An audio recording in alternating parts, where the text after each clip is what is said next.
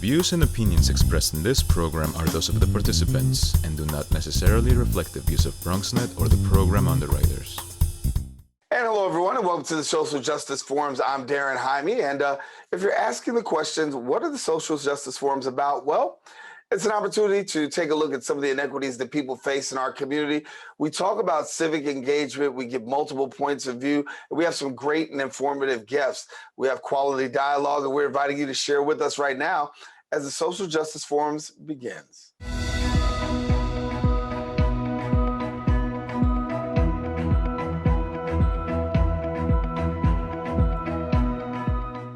And welcome back. Many people are saying the criminal justice system is failing victims of sexual assault. The Women's Equal Justice Project is fighting to change that. Now, the project helps sexual assault survivors navigate the criminal justice system. Our next guest is a former sex crimes prosecutor and an expert in the fields of criminal justice and violence against women. Joining us now is the director of Women's Equal Justice Project, Jane Manning. And Jane, glad to have you. Glad to be with you. Thanks, Daren. So when we talk, I said in the beginning, like, look, when we talk about the criminal justice system really failing survivors of sexual assault, for a survivor of sexual assault, it can sometimes be a nightmare dealing with the criminal justice system. What are you seeing?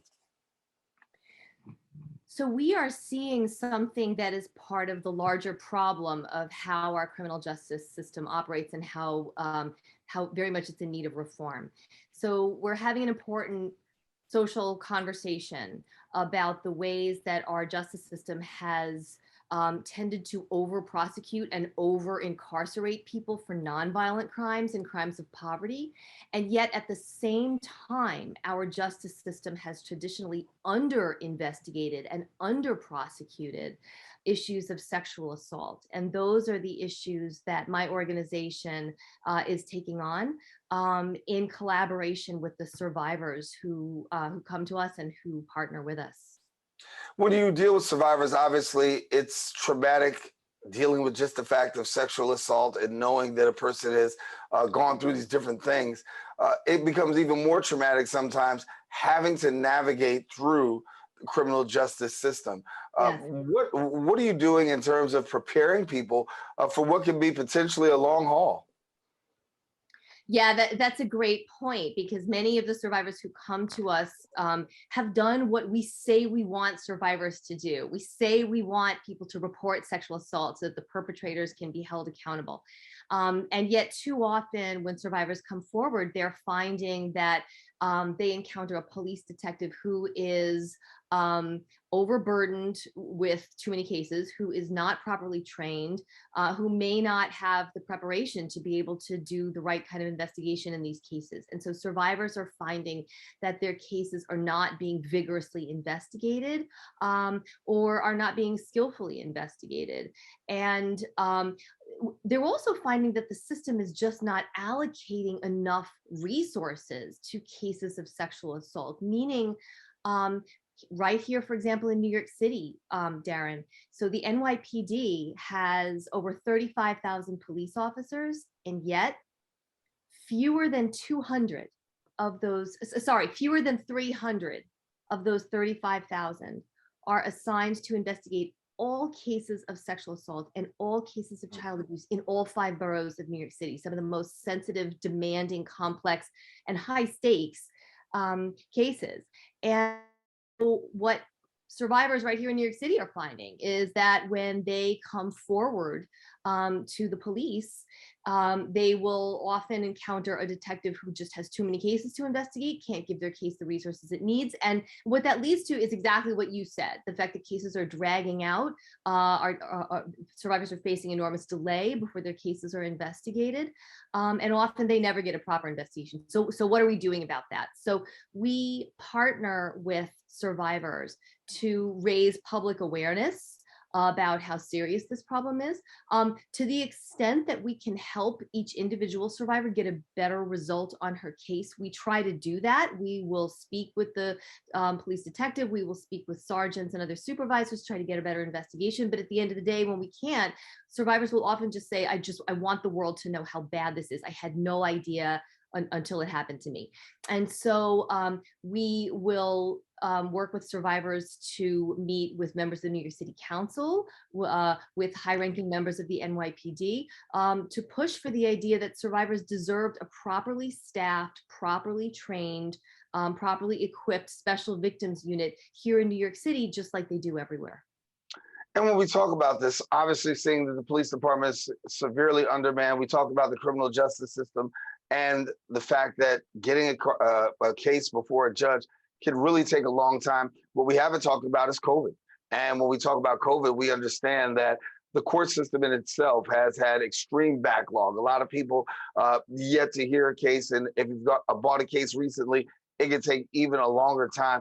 Talk to us about how you're navigating with your survivors and also the court system, given the fact that we know that there is this tremendous backlog. You are so right about this. So what COVID meant for my survivors was the consequences were really severe. So in some of my cases, because we help survivors in many cities, not just New York City, but there were many cities where grand juries were closed for months or even close to a year, where so cases just piled up and couldn't even be presented to a grand jury, even when police and prosecutors, wanted to. And what that means is that in most cities, there's still a tremendous backlog of cases waiting to be presented to grand juries. What does that mean for what we want our public officials to do? It means we need them to prioritize. We need them to make principled decisions about which kinds of cases are the most important ones to push forward. And we are very strong in our belief that sexual assault should be among those absolute highest priority cases being pushed to the front of the line. Unfortunately, in too many cities, that's not happening. There is still just not enough pressure on our criminal justice officials to do a better job of prioritizing sexual assault. That's part of why I'm here speaking with you today, Daren, because this is a social justice issue. It's one we need people to be thinking about, to be asking our public officials about. There are things even that the people who are watching this show right now can do to make a difference. Yeah. So for your organization, we know that you label yourself sometimes as being unique, right? Because the way that you handle and the way that you follow up with these survivors has been very impactful for them, and also having a voice and somebody that can advocate for them. Talk to us about some of the changes that you're really advocating for, that you really want to see happen, that we can look to in the short term. Yeah, absolutely. So right here in New York City, we want Mayor Adams and we want our police commissioner, Keechant Sewell, the first woman commissioner of the NYPD, and someone we have a lot of hopes for. We want them to make dramatic changes in the staffing and prioritizing of sexual assault in NYPD. The number of detectives assigned to the Special Victims Division needs to be at least doubled. And they also need to be staffed with detectives who are experienced and highly trained and really well prepared to investigate rape cases and other of the most serious cases. And that's not the case right now. So we want Mayor Adams, we want Commissioner Sewell to make a priority of repairing the NYPD Special Victims Division. And as I said, there's something even your viewers can do about that. If the mayor is at a public forum, if the mayor is on a radio call-in show, ask a question about sexual assault and say, what are you going to do to fix the way we handle sexual assault investigations in New York City? If he hears about it from his constituents, he's going to know it's important to us. Yeah. And, interestingly enough, we know that the police department is undermanned in this particular area.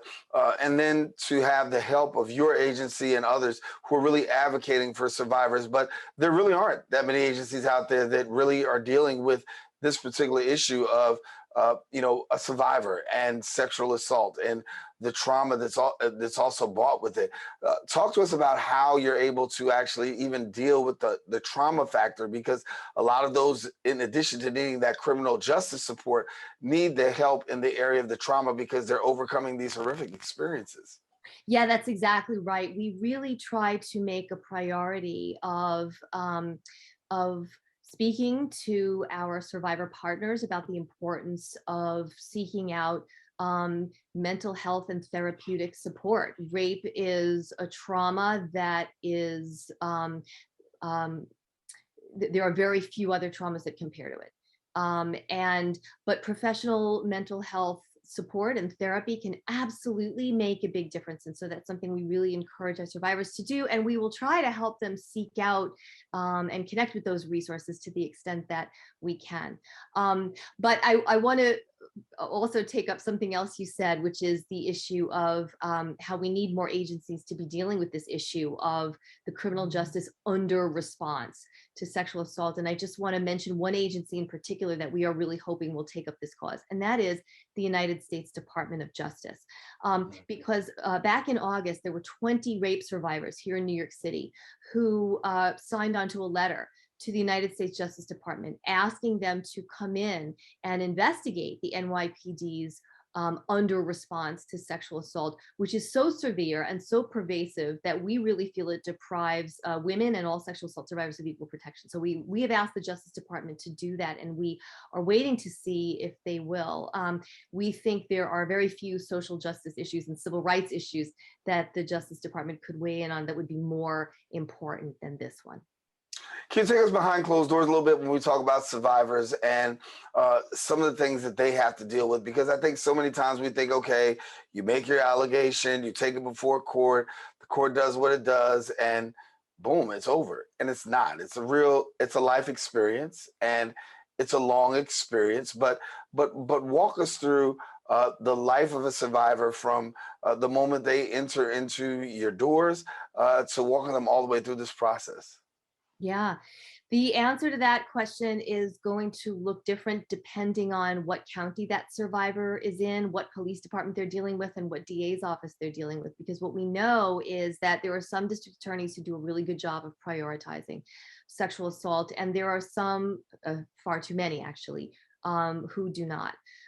So where we find a receptive police department or district attorney's office, we will really try to partner with that office and try to make sure that they are aware of the best, most up-to-date techniques for investigating drug-facilitated sexual assault, for example, or other best practices that we want to make sure they're aware of. Then there are other cases where the survivor is really not getting a good response from police and prosecutors, and what we will do in that case is we will really try to help her keep pounding on those doors, making the phone calls, trying to reach higher up the chain of communication to someone in that office who can intervene and push for something better to happen in that case. I will tell you that those cases where survivors get a good response from police or prosecutors, it can be an enormously empowering experience. I don't want people to hear this interview and say, oh, forget it, I'm never going to report. Because the truth is that if you can work with an advocate, and if you can get a good prosecutor, a good detective assigned to your case, and hold that person accountable, then you have that satisfaction of knowing that you may have protected someone else from the thing that happened to you. And that can be an incredibly empowering and healing experience. Jane, you kind of leaned into my next question, because I wanted you to address people who are out there watching right now, because you may have, it may be yourself, it may be a loved one, it may be a family member that you know that has been a survivor of sexual assault and knows that they want to do something about it. What would you tell people in terms of first steps, how to really just break out from the experience to getting help for the experience? Yeah, so a few things. So one is, the sooner you report, the better. Even if you're not sure that you want to go forward with a criminal case, it's a great idea to report it, because then there's a record of you making that report. And in the vast, to my knowledge, if a survivor backs out and says, you know what, I don't want to go forward with a prosecution, police and prosecutors will defer to that. So you're not going to find yourself in a situation where you're sort of trapped into going forward. There will always be that exit ramp.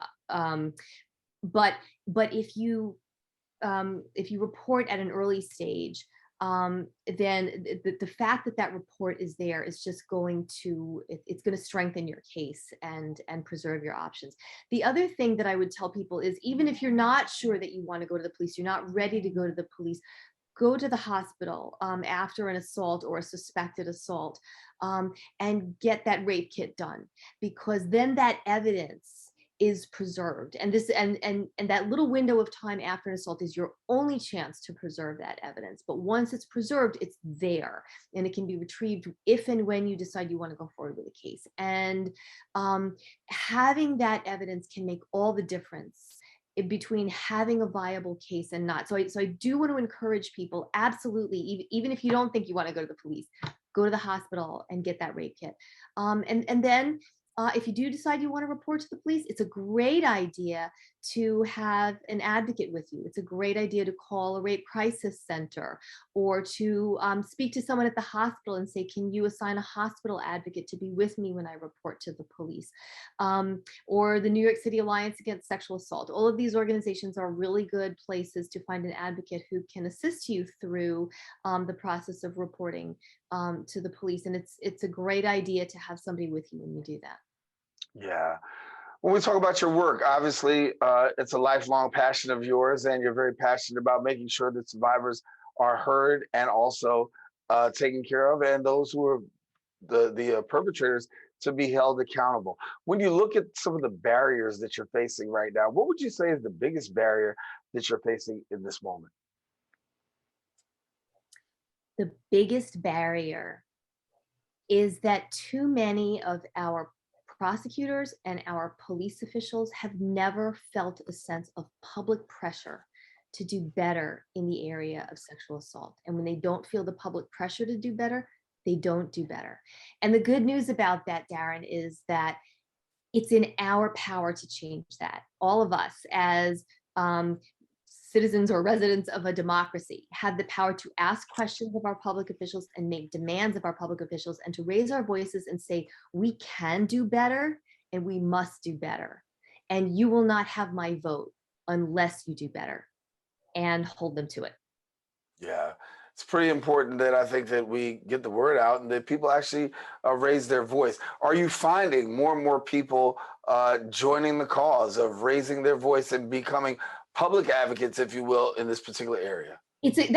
I'm so happy that you asked that. So what I am finding is that more and more survivors are willing to speak out about their unjust experiences with criminal justice. And I am finding that more and more journalists are like you are doing a great job of raising attention to the issue. Here's where I'm still seeing the disconnect, though. I think a lot of us out here in the public don't realize that it doesn't have to be that way. I think there's a feeling out there that like, oh, the criminal justice system just is so broken, it can't be fixed, it can't do better. And the thing I most want people to take away from this conversation is that is just absolutely not true. So police and prosecutors figure out how to do a good job at the things that we tell them are important. But not enough of us have told them that they've got to do better on sexual assault. When prosecutors put their minds to it and hire the best ADAs and bring in the best expert witnesses, these cases can be prosecuted very skillfully and very successfully, and we can hold perpetrators accountable and prevent future assaults. So I don't want people to give up hope and say, oh, forget it, criminal justice is just broken, there's nothing we can do. It's absolutely not true. If we engage in this issue and we speak up more about it and demand change and improvement is possible. All righty. Jane Manning, thank you so much for being with us and sharing with the Women's Equal Justice Project, I should say. I won't say Women's Justice, Women's Equal Justice Project. Thank you so much for the work that you're doing and being a voice for the voiceless. Appreciate having you here on the Social Justice Forums. Thank you so much, Daren. All righty. Thank you, Jane. And listen, we want you to stay with us. We do have a little bit more show coming up, so the Social Justice Forums will continue after we take a quick break.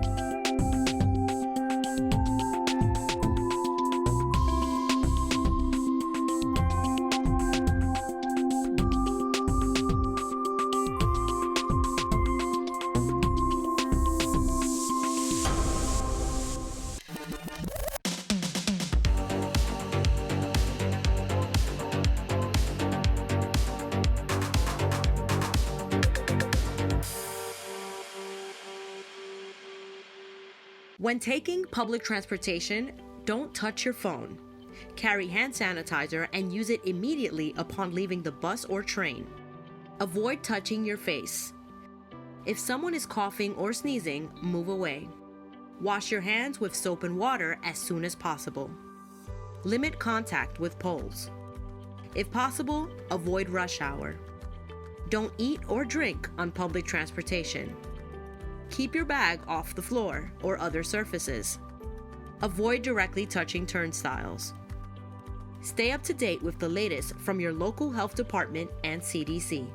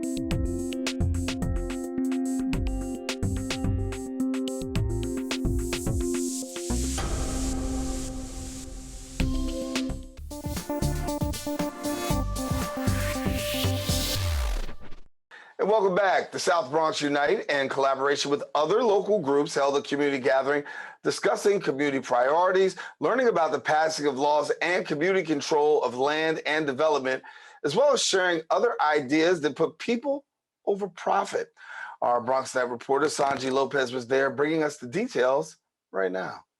South Bronx Unite, in collaboration with other local organizations, held a community gathering to discuss community priorities, learn about passing laws for community control of land and development, and share other ideas that put people over profit. The celebration of spring, it's a beautiful day after some rain, and it's also an opportunity for our community to come together. One of the things that we're really lifting up at this event is our community land trust called the Mont Haven Port Morris Community Land Stewards. And through that land trust, we're hoping to create more spaces for our community. We have to put people over profit. So that's why we're looking at how can we create quality of life and better our health outcomes. That's right there is a profit because we keep ourselves out of hospitals and emergency rooms. Healthier communities is profitable because we're not spending money on that, we're spending money on people. One of those ideas is to activate the waterfront area at the end of Lincoln Avenue to provide access to a public waterfront that for decades has been inaccessible.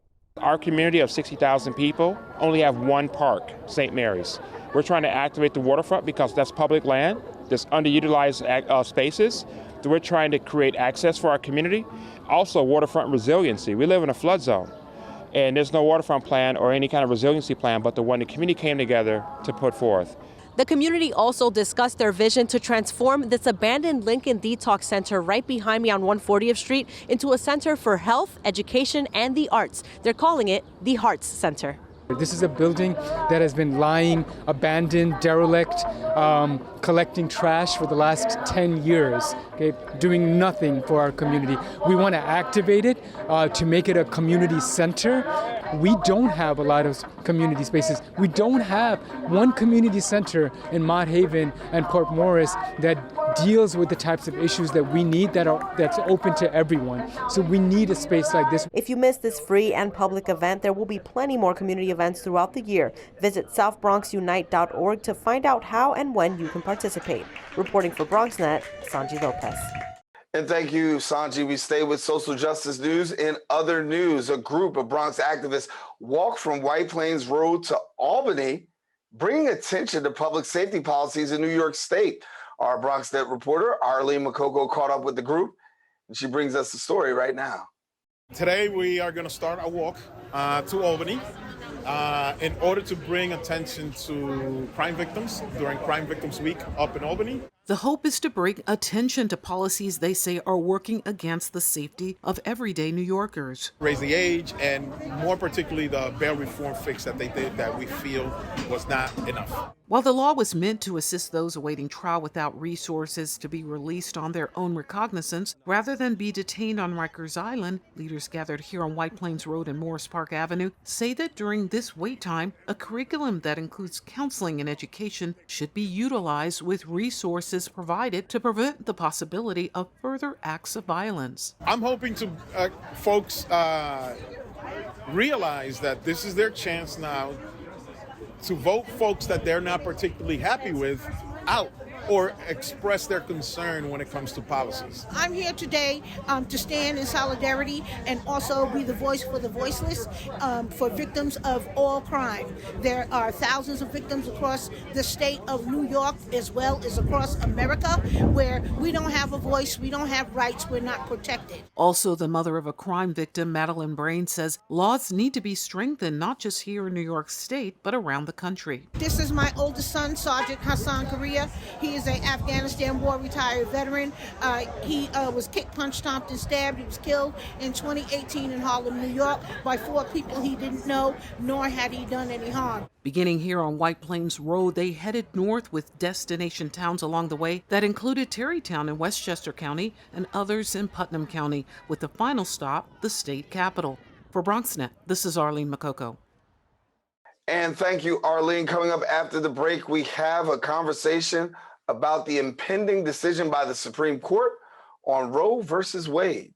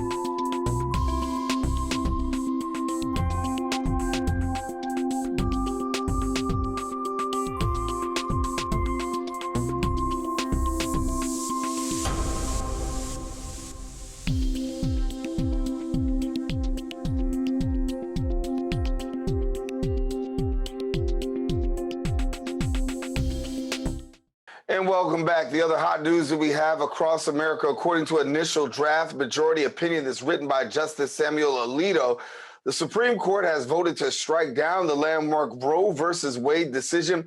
Now, the draft opinion is a rejection of the 1973 decision guaranteeing federal constitutional protections of abortion rights and subsequent 1992 decision of Planned Parenthood versus Casey that largely maintained that right. Joining us now is the founder of the lead advocate at the Federation of International Gender and Human Rights, Dr. Ameena Ali. And Dr. Ali, let me confirm, first of all, this was leaked out, and we never hear of leaks coming from the Supreme Court, but a leak that has come through the Supreme Court with a resounding response from the American public. I'll start with you. Your thoughts on, if this passes, what this means in your thoughts? Well, first of all, you have to ask why this happened now, after the first ever female of color, African-American, coming into the Supreme Court. Now, all of a sudden, there's leaks. So we got to look at this. We got to look at the timing of this. Then we got to look at the fact that this final opinion that was mysteriously leaked really is not a final opinion. This is what, it's almost like they kind of threw it out there to kind of take everybody's temperature to see what you're doing, but it's a distraction. So I'm going to speak on the distraction and why it's a distraction and what that distraction will mean if it actually goes to final vote. Okay, let's talk about it. You view this as a distraction, and why is it a distraction? Well, first of all, they were vilifying the Roe Wade process for years. I remember this in elementary school back in the 70s, and I'm dating myself to tell you how far back this has been going. But what it doesn't do is it doesn't see its way clear because of the mandates that are going to happen behind that, what that's going to mean with this reversal, with this education of it. It's going to mean that so many states are going to now be given this ability to do this. And the distraction is it's going to take away rights that they already intended to take away. And it's going to trickle down. It's going to have that trickle down effect, if you will, because they're going to start with one thing, make that the big scene, and then slowly start eroding away the other rights that they had already intended to erode away. So the distraction is the big bang that this thing had when it hit the ground. So, yeah. So we talk right now, 22 states that bar protections. And when we look around, where do we see New York playing in all of this? Well, outside of the other states that are going to be of great advocacy for this, what we're going to see is another resounding thud, because you take it out of federal mandate, which is what this opinion is saying. Take it from the federal level, give it to the states, allow the states to mandate. Of course, all the far right states and those Republican, or we call it red states, are going to automatically take away these liberties. They're going to take away these structures, and what that's going to do to New York, which is kind of one time it'll be red, one time it'll be blue, one time it'll be independent. But what it will do is it will restructure what we already know as family planning, as maternal care. And we're already trying to fight this battle in Congress now to get more maternal care matters under wraps. So to know that New York is now going to get hit the hardest with this is going to be it's going to erase all that we've been working for the last 10, 15 years. As you look yourself and you hear the possibility of this coming down the pike, we know that it could be a while. There'll definitely be oral arguments that'll be heard. And then we know going before the Senate and then seeing where that goes again, it puts a step back for you, a huge setback for women who've been on the front line. But talk about how much of a setback this would be. Well, I'm going to read something to you in that. It says several states has already chipped away at the availability of the procedure. It swatches at the United States, and it allows the entirety of the country to come into some of the strictest abortion laws in the Western world. Do you hear that? Now, that was out of Politico, and that was stated as of this morning. Can you imagine what that means? Currently, 56 states already has a hard time with this thing as far as making it mandated. But if we take away the understanding of what it will mean individually for women, it's going to mean that now miscarriages are going to be now deemed as a federal or even a state investigation to see if this was a product of an abortion. Now the women that are having stillbirths or going all the way to term and then birthing a baby that doesn't live, they're going to wonder, is this a partial birth abortion? Was this done intentionally to birth this baby or make it look like you birthed the baby knowing that the baby was going to be born dead? Another investigation. HIPAA laws that are taken into effect that women have with the maternal care, as far as if you're pregnant, you don't have to advise anyone if you're seeking an abortion. Taking this statute away would now make women that are a victim of rape, molestation, incest, these women have to now make a statute, a state, they have to make a criminal case of their violation. It has to be proven to be true, and then the court has to then say, yes, it's okay for you to get an abortion. How egregious is that? And how wrong is that for a woman that's already been violated to be raped again by the law? Yeah, when we talk about this, a lot to clearly unpack. Questions are going to continue to loom for a long period of time, and I'm glad that I got you here that we can talk about this here, because there's so many things that we can talk about. I know another thing that comes by way of this is the possibility of having birth control being hard to access. Oh my goodness, you have no idea. First of all, it's not even a thing of it being hard to access. They're going to question why you want it. That's a blatant violation of our privacy, of our confidentiality, of a woman's the Women's Rights Act. And we go all the way back to the suffragettes, where they were saying that even to get it, you had to ask your husband's permission. Now you got to ask the state's permission. Which one is your husband? Which one gives greater values? You go from asking your husband, now asking the state. Now they're saying if they take it out of the states that want ban it, unless you have permission from the family, which means that the family is deciding we don't want any more children. Who's carrying these children?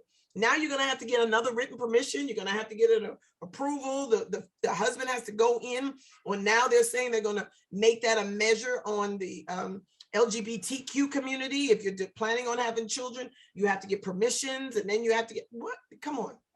This right. It's taking it too far, and it's really going backwards in life. And it seems like only men, absent present company, are the ones that are behind all of this. And the voice that suffices is the one that's permitting this to go forward. Well, I was leading into this next question, so you probably like got me here. Where do condoms fit in all of this? Well, here's the thing. It's easier to get. I'm going to say this, and no slight to you, but it's really easy. I'm with you. Go ahead. Yeah, it's easy to get Cialis and the blue pill and condoms. They give them free.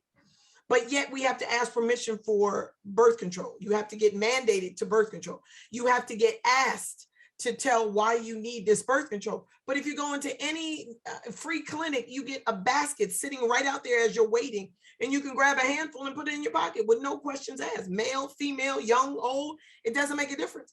So what is that telling us? What is that looking at in the greater picture? That's saying that a man can do what he pleases, but a woman has to still ask permission. When does this stop? And now you're saying another man is going to come into the same conversation and now make it harder for women to make decisions that are right for her and right for the mandate that she chooses based on his opinion on how she should reproduce. Where does it end?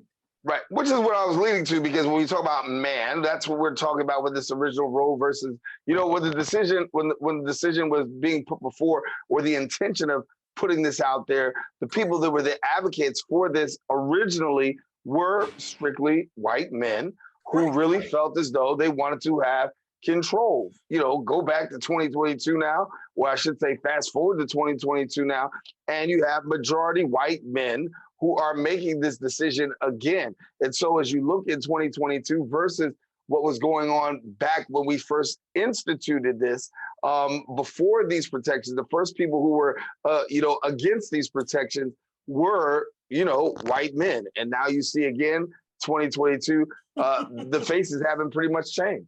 No, and the leak came from the office of, it was assumed that the person that was acceptable to be able to do that, they're looking at the people that would be able to leak such an opinion. It challenged the same gender and race. It challenged the understanding of how it leaked, who it leaked to, who was the connection, how all of this came out, and then how it got to the press, and then who leaked it to the press. So all of this is the distraction I'm talking about, because we want to talk about how it got leaked, but we need to talk about the contents of what was leaked. Why was this opinion so strong in someone that is supposed to have a neutral balance in this? And then coming from the Supreme Court, through the Supreme Court, this opinion has now been issued from the Supreme Court. Like, how do we get the highest court in the land to be more neutral and more conforming to what was seen and what is understood versus what their personal opinions are? So this goes way beyond just a piece of paper that just so happened to cross someone's desk for the wrong reasons. This is institutionalized. Right. And in many states, it will be immediate, if you will, when this takes place. You'll find there will be some immediacy coming to this. When we look at New York, how immediate do you think it will be before things take effect? Well, here's the thing. New York is a different breed of people. So we are not the ones that we saw in Texas that, went into panic mode. And people have resources outside of the state. They know, they have people, they have resources, they know where to go. And one of the things that I noticed, being born and raised in New York, we always have a plan B. I don't know if it's inbred in us, if it's innate in us, but our plan B is always going to have a different lead into this. We're going to have preemptive strikes that is going to allow us to be able to do what we need to do and protect our rights. And we're going to come to the table with this before all matters hit the fan. But places like Texas, where they were trying to institute it before all of this hit the fan, how did that happen? How did that get into the mainstay of this? And how was that put into place in the fear factor and the condoning of this before all of this came to be? And now this leaked out after the Texas thing. Yeah, we got to see, we got to follow this. And I hate to say it, but you got to follow the money. You got to see who benefits from this and who benefits better from the alienation of people and the suppression of this matter. How do you prepare now, given the fact that you know this has been leaked out and we know what the potential is possibly coming down the pike for yourself? How do you prepare, and what's your conversation like with your clients? Well, my mommies are on the ball. They understand that they have rights. And until this is done, we are going to exercise those rights to the hilt. I preach it, I teach it, I educate, I inform, I give them option in choice, and I let them know that this cannot suppress you. The more you grow into this in fear, the more it is seated in fear, and that's what they want. Keep going in what you know. Understand that there's a greater privilege in projection than it is in asking for permission. So what I mean is that if you plan yourself a little better, you won't have to worry about these laws. This will not affect you. If you plan your pregnancies, it's only 3 or 4 days a month that you can actually get pregnant. And if you utilize that in the goodness of what it is, then you won't have to worry about this, and you won't have to worry about continuing this going further. So you have to be educated, you have to be informed, and you have to stay on it. So, just keep yourself informed.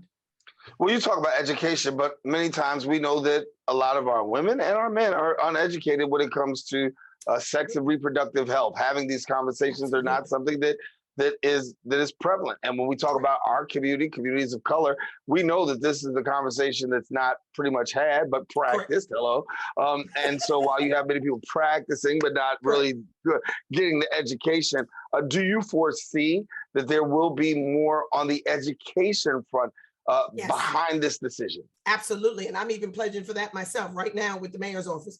And I'm looking to get more education out there. A pound of knowledge always offsets the problem. Just knowing something before something happens gives you insight that you didn't already have. So that educational piece, that mindset of knowing that this is your right, this is your kind, and embedding that as common knowledge, as a great piece of goodness that you can take home with you, is definitely something that we're doing right now. And if I can't get this done through the mayor's office, we're looking at NYU, we're looking at Hofstra, all the colleges, to be able to have these as elective courses, to be able to better educate them at the younger level, and even getting into the high schools and having them as electoral classes that they can choose in their high school careers, so that they can get that knowledge firsthand. And then when things change, if they change, I'm praying and I'm working toward it not changing, getting our voices out there and getting it out at a younger age then we will be able to get into the resources that we need, knowing what we know and then changing the game midstream. But I tell you, it's definitely necessary for us to be educated and get it at a younger and younger age so that they will know their rights before they become adults and now have to challenge the status quo. Yeah, I don't want to date myself either, but I remember growing up in school, we had what was called DASH class, and that was drugs, alcohol, sex, and health. And we talked about some things. We weren't in depth all the way, but now the way the society is right now, I mean, we can go full in depth. We can give you videos, we can give you everything, right? You know, before that wasn't necessarily. Right, that wasn't necessarily the case, but now you have the opportunity to really, go in depth. And you talk about education at the elementary level. Do we see educational institutions? Do we see the public school system and other entities saying, listen, we already have classes, and they're trying to introduce classes already when it talks to sexuality, talking about LGBTQ issues. But when we talk about this matter, it doesn't get quite like the same attention as an LGBTQ matter. Will we see this heighten up in the educational system? It has to. It has to. One of the things that I looked at years ago is the alt-right in the matter of sex education, and they took away the DASH classes, the same place and time that they tried to reinstitute, taking away the measure of pledging allegiance. And I remember that. I remember that distinctly, taking those classes. I was in Catholic school, so that tells you how deep it was. But there was such an uproar about it that they took it away. But yet now they're instituting the LGBT courses in school, and they're allowing it free flowing. So I don't know if it is a religious thing now, or if people are just realizing that this education needs to happen regardless, because there's the alt-right that is coming out. There are those that are the conservatives, they're having babies. I mean, look at the Bush administration back when Jenna which of the daughters was having a baby, and she was a teenager. And that discussion had to happen. And after that, we stopped having that discussion. We stopped saying teen pregnancy. When was the last about teen pregnancy? We stopped having those discussions because they didn't want to talk about it. But now with this issue coming up, it has to come back out. It should have never stopped. But they thought they can subjugate it with other things, and the school shootings and 9/11 and all the things that came after it. They thought they could wash it away, but the problems were still happening. I still got 13, 14, 15-year-olds coming in having babies. I still had mommies wanting to have home births so we wouldn't have it documented in society, and people having to know she was in the hospital and that type thing. So we need to have this conversation. I can't tell you how many alt-right babies I had at home because mom didn't want to know that her 14-year-old unmarried, sexually active child is now pregnant. So she wanted to keep it hush and privately document the birth and then adopt the baby out. I can't tell you how many. So if we had this education and we had this dynamic in schools, if we had this dynamics in community centers, in classrooms, in even behavioral health programs that we offer in the community, you'll see the decline because the education will be greater than the effect of the problem. And this is what I'm pushing for. This is what my legislation is going for. And then, of course, raising the voice of women that will have their rights challenged through this Roe Wade new scandal. Well, I want to talk about elected officials for a minute because I know that a lot are still, reeling from leaked announcement.